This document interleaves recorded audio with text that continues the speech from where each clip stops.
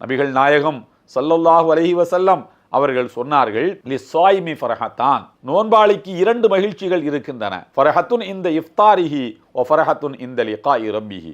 ஒன்று நோன்பு துறக்கக்கூடிய நேரத்தில் கிடைக்கின்ற மகிழ்ச்சி. நோன்பு துறக்கும் நேரத்தில் என்ன மகிழ்ச்சி கிடைக்கும்? அதுவரைக்கும் தாகத்தோடும் பசியோடும் தண்ணீர் கூட குடிக்காமல், இன்பம் துய்க்காமல், பசியை அடக்கி கொண்டு, தாகத்தை அடக்கி கொண்டு, இன்ப உணர்வுகளை அடக்கி கொண்டு, இறைவனுக்காக நாம் ஐம்புலன்களையும் அடக்கி கொண்டு இருக்கின்றோமே, அதற்கான ஒரு விடுதலை நோன்பு துறக்கும் நேரம். மாலை நேரத்தில் நடுவிலே கஞ்சி, வலது பக்கத்தில் பேரித்தம்பழம், இடது பக்கத்திலே பொரித்த பதார்த்தங்கள், இப்படி அமர்ந்து கொண்டு அவற்றை உண்ணுகின்ற நேரம் வந்து அதை உண்ண முற்படுகிற போது நம்மையும் அறியாமல் ஆழ் மனதில் ஒரு மகிழ்ச்சி ஏற்படுகிறது. இது நோன்பாளிக்கு ஏற்படுகிற முதல் மகிழ்ச்சி. நபிகள் நாயகம் ஸல்லல்லாஹு அலைஹி வஸல்லம் சொன்னார்கள், இன்னொரு மகிழ்ச்சி என்னவென்றால் இறைவனை சந்திக்கின்ற போது கிடைக்கின்ற மகிழ்ச்சி. அது எப்படி? இறைவனை சந்திக்கும் போது என்ன மகிழ்ச்சி கிடைக்கும்?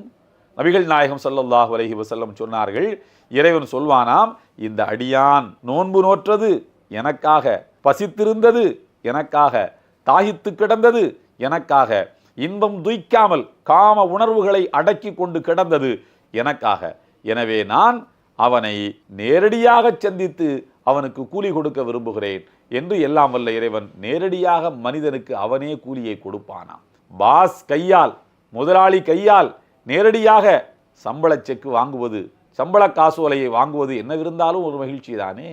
இன்னொருவர் மூலமாக வாங்குவதற்கு பதிலாக உலகத்தில் இருக்கக்கூடிய சின்ன சின்ன முதலாளிகள் கையால் ஒரு பாராட்டு பெற்று அதற்குரிய ஊதியத்தை பெறுகின்ற போது ஆழ்மனதிலே வேலைக்காரனுக்கு ஒரு மகிழ்ச்சி வருகிறதே. அப்படியானால் பெண்ணம்பெரும் பேரரசன் எல்லாம் வல்ல இறைவனுடைய திருவாயால் பாராட்டுக்களை பெற்று அவனுடைய கையால் அன்பளிப்புகளை பெறுவதென்ன லேசான மகிழ்ச்சியா? இலகுவான மகிழ்ச்சியா? அதுவல்லவோ பெரும் மகிழ்ச்சி. எனவே இந்த 2 மகிழ்ச்சிகளையும் நபிகள் நாயகம் ஸல்லல்லாஹு அலைஹி வஸல்லம் அவர்கள் சுட்டி காட்டுகின்றார்கள். எனவே இந்த புனிதமிக்க ரமலான் மாதத்தில் நாம் அதிகமாக இறைவனிடத்திலே கையேந்தி பிரார்த்தனை செய்ய வேண்டும். அந்த பிரார்த்தனைகளை அதற்கு உரிய நேரத்தில் எல்லாம் வல்ல இறைவன் ஏற்றுக்கொண்டு நமக்கு அதனுடைய பலாபலனை